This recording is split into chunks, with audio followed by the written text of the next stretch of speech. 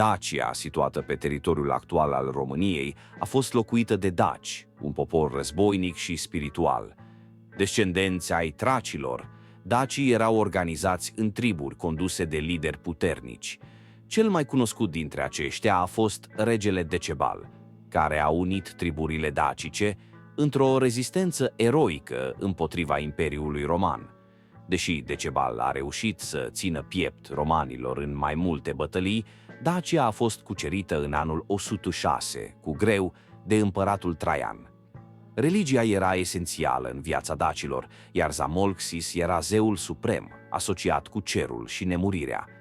Dacii credeau că Zamolxis trăise odată printre ei și le oferise învățături despre viața de apoi.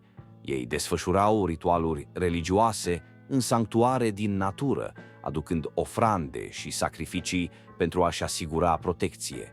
Dacii erau agricultori și meșteșugari pricepuți. Cultivau grâu, orz și legume și creșteau vite și oi. Pe lângă agricultură erau renumiți pentru meșteșugurile lor, prelucrând metale prețioase, cum ar fi aurul și argintul, pentru a crea bijuterii și obiecte decorative. În plan militar, dacii erau războinici curajoși, folosind falxul, o armă curbată specifică lor, care era extrem de eficientă în luptă.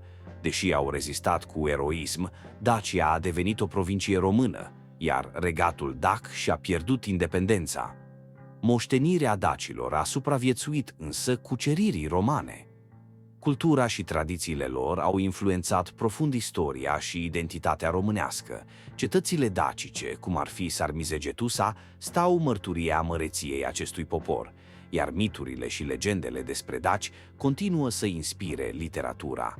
În concluzie, Dacia și poporul dac au lăsat o amprentă de durată în istoria Europei. Dacă v-a plăcut acest video, nu uitați să dați like și să vă abonați pentru mai multe povești fascinante despre istoria României.